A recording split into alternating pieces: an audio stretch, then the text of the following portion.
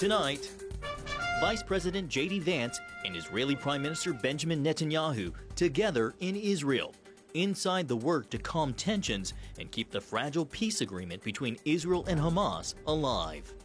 And a second peace summit between Trump and Putin over before it began. I don't want to have a wasted meeting. I don't want to have a waste of time. Why the White House put the brakes on the proposed meeting and what lies ahead as Russia's war with Ukraine intensifies.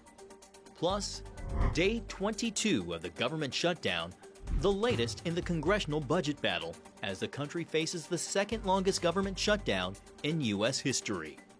And whoever believes in him shall not perish, but have eternal life. From frat houses to houses of worship, inside the revival movement sweeping college campuses.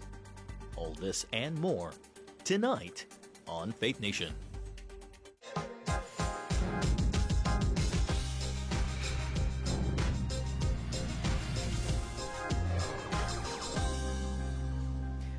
Another deadly attack on Ukraine as peace talks between Russia and the United States crumble. Good evening from our Washington News Bureau. I'm John Jessup. Well, Ukraine tonight picking up the pieces after a large-scale drone and missile attack across the country waged by the Kremlin. At least 6 people died, including children, and another 29 were injured. Among the targets was a kindergarten in the city of Kharkiv. The attack came just hours after plans for Vladimir Putin and President Trump to meet face-to-face fell apart. And today, another major provocation from Russia. Putin directing military drills of the country's strategic nuclear forces that included practice missile launches. Good afternoon, comrades. Today we have a scheduled, I want to emphasize this, scheduled nuclear force control exercise, as the Minister of Defense just reported. Let's get to work. Well, as you just heard there, Putin says the drills were planned before his meeting with Trump was canceled. The two were moving closer to a meeting in Budapest, but in announcing the cancellation, Trump said he did not want it to be a, quote, waste of time.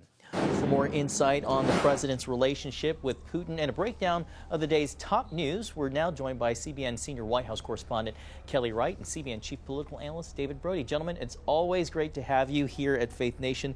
Let's start with you, Kelly. A week ago, the White House was touting yet another meeting between President Trump and Vladimir Putin. Now the president says he doesn't want to waste his time. So what happened between now and then? John, good evening to you. This is a very serious development going on right now. What happened between now and then is that the president probably did some soul searching and realized that this was going to be a waste of time, that Putin would continue to try to play him as an answer to a question that was posed to the president just last week inside the Oval Office, when the question was asked of the president, do you think Putin is trying to play you on this matter? You'll recall that the two leaders spoke just last Thursday prior to the Friday meeting that the president had here at the White House with Volodymyr Zelensky of Ukraine. So here's the deal. Next week they were supposed to meet in Budapest, Hungary. That is not going to happen. The president does believe that would be a waste of time. He continues to actually pursue a diplomatic end to this war between Ukraine and Russia. The president also left it very vague if he would provide any Tomahawk missiles for Ukraine. And Ukraine last week left, the Ukrainian president left here very disappointed in that he did not get those Tomahawk missiles, believing that that might have brought Putin to the table, and all three of the men sitting down are talking together. I should also point out that NATO Secretary General of Mark Rutte is here today, and he's meeting with the president on the heels of all of this taking place. Mark Rutte trying to get to the president, and he says that he has the utmost confidence in President Trump, and he believes that President Trump is the only one who can actually bring a ceasefire and peace deal to Ukraine and Russia. Yeah, David, to Kelly's point, part of President Trump's reluctance to giving those Tomahawk missiles, as I read, was he thought that they might prolong the war. David, given your knowledge of the president and the way that he thinks, why do you think a second summit with President Putin of Russia might be a bad idea right now? Well, to Kelly's point, President Trump really doesn't want to waste time here if nothing fruitful is going to come. And remember, this comes on the heels of Marco Rubio, the Secretary of State, meeting with Putin's number 2, Sergei Lavrov, who essentially said, and I'm paraphrasing, but this is what he said, Lavrov said, look, we're going in and we want to conquer all of Ukraine. Our goal has not changed. Well, if that's the case, then why is Trump even going over there at that point? I mean, Trump has made quite a few call it concessions, not that they're his concessions to make, but he has publicly stated that Donbass region, which Putin wants badly, should in essence stay where the lines are drawn now, which is Vladimir Putin and Russia getting quite a bit of territory. So, look, if you want more than that, that's going to be problematic for the president. Yeah, I want to switch gears here real quickly. President Trump says that he could be seeking millions of dollars in damages from the DOJ past investigations into his presidency. Kelly, what more can you tell us about that? All I can tell you is that it remains to be seen exactly what the Department of Justice will do. A lot of people are criticizing the president on this issue because Tom Blanche, who is the Deputy Attorney General, was also once the attorney for President Donald Trump. And the president is seeking something to the tune of $230 million in a possible situation wherein he could get that money back from the DOJ for the expenses that he paid for investigations and trials conducted against him. That was money coming out of his pocket to pay those attorneys. If DOJ does this, one thing that has to be kept in mind here is that this would be taxpayers' dollars. $230 million. Now, to that point, the president says that that money, if he receives it, would actually go to charity. And some people are even stating that the president would likely use some of that money to pay for the expansion, if you will, of the East Room, making a ballroom that is already touted to be worth or $200 million. The president is seeking private funding for that. But that is it's a lot of questions right now going on about that particular situation. You mentioned Todd Blanche, but it's also the head of the DOJ who would also be making that decision, who is also an attorney for President Trump. David, we often say things regarding President Trump unprecedented, so maybe we shouldn't even be asking this, but is there any precedent of a president essentially suing his own Justice Department? And how do you think that would go down, as Kelly was saying, in the court of public opinion, considering that that payment would be about $250 million from taxpayers? Let me think if it's unprecedented. Oh, yeah, it is. I didn't think that took very long, John. With President Trump, everything is unprecedented pretty much. Look, but I'm glad Kelly made that point about the $230 million being, in essence, going to charity. I can guarantee it. I can guarantee that President Trump's going to have some sort of, if this actually comes to fruition, some sort of event at the White House, not in the Grand Ballroom yet, but in the East Room or something, talking about that charity and what he's going to do with that money. Now, I understand it's taxpayer money, but you can be sure that from a PR standpoint, there's I's that are dotted and T's that are crossed to make sure this is not as much of a PR disaster as it might seem. David, we also talked real about, quickly, gentlemen, Go ahead. It has to be legal, so they're going to check into the That's legalities of all of this as well. That's right. David, we talked about this last week. We're now on day 22 of the government shutdown. What do you think it'll take to end this thing or tip the scales one way or the other? I mean, back to you, John. I mean, I think we're all pretty much out of answers at this point. I'll say this, just to be brief, because I know we want to get Kelly in to give his analysis on this, but November 1st, look for that day as key. SNAP benefits, food stamps, if you will, could very much start to run out at that point. And, of course, those Obamacare subsidies as well, those premiums could skyrocket. Get ready for the Democrats to capitalize on that. Yeah, Kelly, final word there. So my quick answer to this, November 1st, pain. The pain will cause Democrats and Republicans and even the president to perhaps come to their senses to realize the pain that's being inflicted upon the American people. Real quickly, I spoke a couple of weeks ago with the president in the Oval Office. I asked him that exact question about the pain that the American people were feeling. He said at that time they weren't feeling it and to hang in there. Well, once that pain really is palpable, they will have to do more than just hang in there. Yep. That'll have to be the final word. Senior White House correspondent Kelly Wright and Chief Political Analyst David Brody. Thank you so much for your time tonight, fellas. Thanks, John. Sure. Thank you. Coming up, White House officials on the ground in Israel, the latest on Trump's peace plan and where it heads next on Faith Nation. Welcome back. White House officials are in Israel tonight to shore up support for President Trump's peace plan in Gaza. Vice President J.D. Vance met with Israeli leaders and praised the agreement, expressing optimism that it will hold despite uncertainty over details of the deal, including disarming Hamas and deciding who will eventually govern Gaza. We have a very, very tough task ahead of us, which is to disarm Hamas but rebuild Gaza to make life better for the people in Gaza, but also to ensure that Hamas is no longer a threat to our friends in Israel. That's not easy.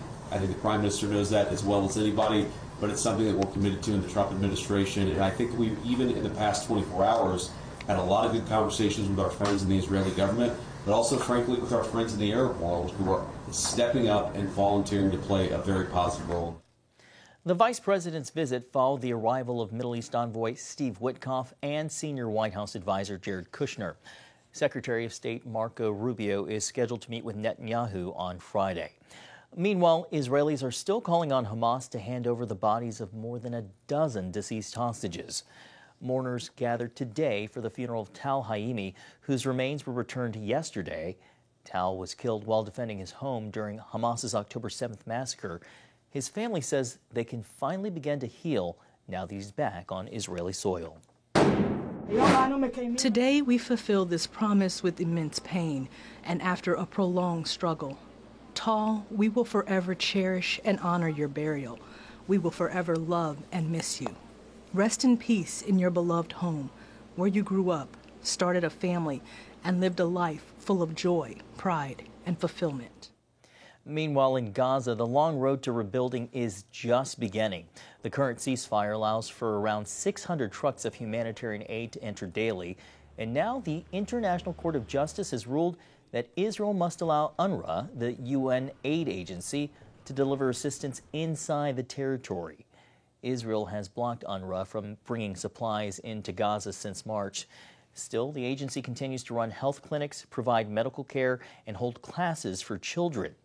Israel has accused some UNRWA staff of being involved in the October 7th attacks, one of the reasons it has restricted its access. Well, understandably, the scars of war are still fresh, both on the surface and places hidden or obscured. When Israel invaded Gaza after the October 7th attacks, the IDF discovered a network of tunnels at least 350 miles long. Combat engineer Levi Davis has spent a lot of time in those tunnels. CBN's Chris Mitchell reports on how he says God equipped him and protected him throughout his mission to destroy the deadly labyrinth below Gaza. We were called down to Gaza to specifically deal with tunnels and enemy infrastructure just to blow them up. With all of the tunnels of Hamas, those tunnels have been such a point of so much death and so much destruction and trauma and taking the hostages in, but as our forces being inside, they've used it to come out and hurt our forces. So for 3 months, we were in and out of Gaza every day, and we would have 1 or 2 missions, sometimes 3 or 4 every single day, and we would have to go in, do our work, come out, reload our explosives, go in again, and it was very, very physically intense, not much sleep.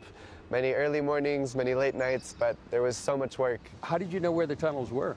There's many, many units inside all the time, moving forward, clearing out streets. And as they were moving forward, they would identify these tunnels or these different places that would need to be dealt with. And they would call us and they would send us the location and they would be there waiting for us.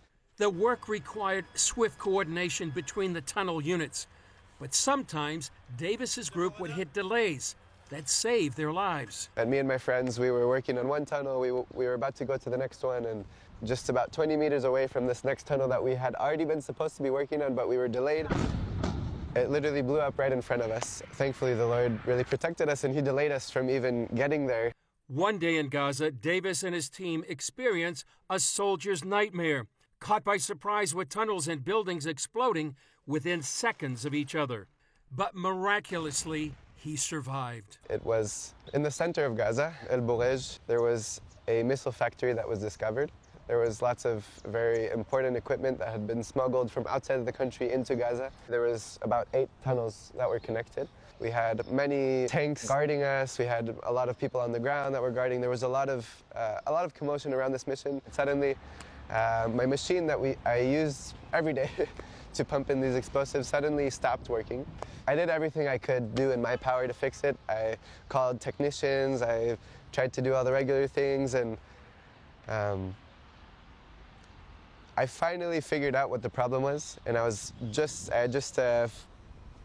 was something loose in the air pressure, and I just tightened it, and I was about to flow the explosives into the tunnel. And suddenly I hear the explosion. I look to my left, 20 meters there, the tunnel that was just north of us.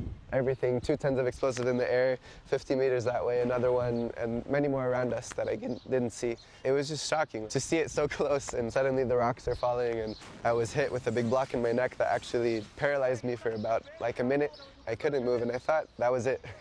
I thought I was going to be paralyzed, but after about, I don't know, maybe 20, 30 seconds, I started to feel tingling in my body, and I was back up on my feet within a minute. I was there with about another 4 teammates, but quickly we were on the comms trying to get our officer, and he wasn't answering, and there was ones from our team that had got wounded from the rocks and from the wave that came from the explosion. So we were helping them, and others were going to see what was with others, and very quickly we found out that there was 4 more of our teammates that were really badly wounded, and 2 of our teammates that were killed. The questions were inevitable. Why did he survive and his friends didn't? Where was God in the battle? I know so clearly that he's kept me because he has more for me to do. To be light, to be salt where we are. We need to be walking in that calling, walking in what he's called us to do, using the gifts that he's given us to use. And I think one of the big things in my process of the aftermath and the Lord healing my heart, one of the biggest and the first things that really happened was just him reassuring me of his presence there, even in that place of death and destruction, that he was there and that he prepared the way before us. Davis may have sensed God's protection, but he still had to wrestle with battlefield mistakes and forgive his enemies. There was so many mistakes that happened that day, and I had to forgive a lot. And I don't think I could do it without Yeshua forgiving me and him shedding his blood for me and for forgiving all of those others that I had a hard time forgiving. But until October 7th, I had never really experienced what Yeshua calls us to do in Matthew, praying for our enemies, loving our enemies, praying for those who persecute us. That was just a verse that I was like, oh, that's nice, and maybe I had a bully at school that felt like my enemy, but no, this is a real enemy that wants to kill us, but the Lord died for them too. Just praying for the Lord to show up in the camps of Hamas, in the camps of Hezbollah, and to reveal himself, to open their eyes by his mercy, to allow them to find him. And it sounds so like, why would I pray for my enemy? But it's something that the Lord calls us to do, and I believe it's something that he will use also to heal our hearts. Chris Mitchell, CBN News, Jerusalem. Thank you, Chris. Up next, from parties to prayer, a fraternity house becomes the scene of revival when Faith Nation returns. Welcome back. A growing number of Americans believe religion is gaining influence in society, according to a new study from the Pew Research Center that surveyed Americans from February 2024 to February 2025.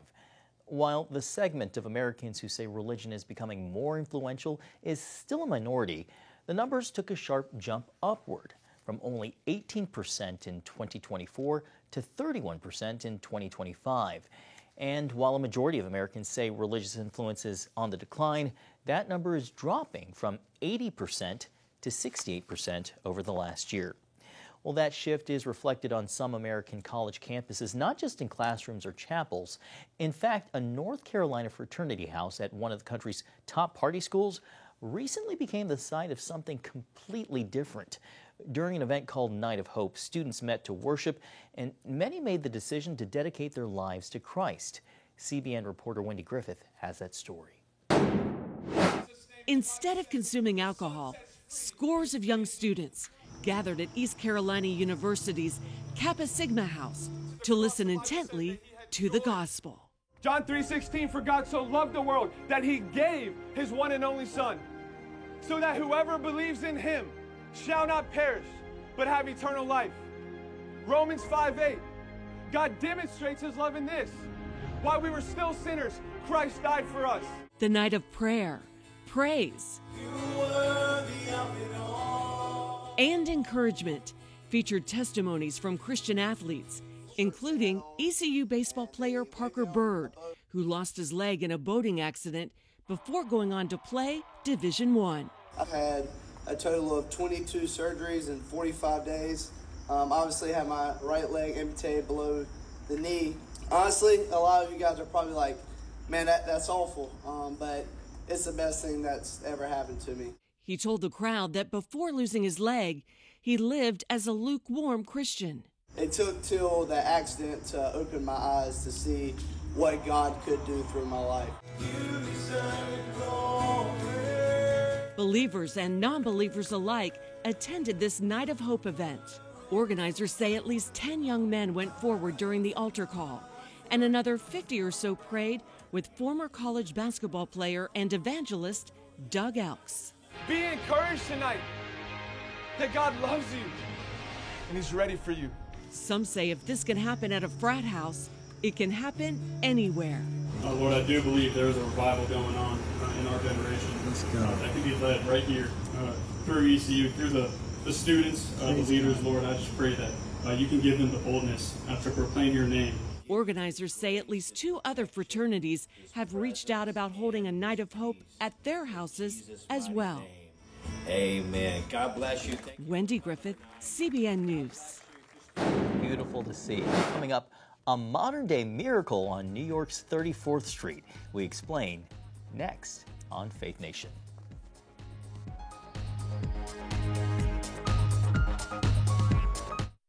Finally tonight, a miraculous rescue in a New York City subway station. An anonymous caller phoned police about a baby found unattended during the morning rush hour at Manhattan's Penn Station. That is a busy station if you know anything about New York. The newborn was found with her umbilical cord still attached, wrapped in blankets at the bottom of the staircase leading to the subway platform. Police quickly arrived on the scene and assessed the infant, who miraculously was in stable condition and appeared to have no injuries.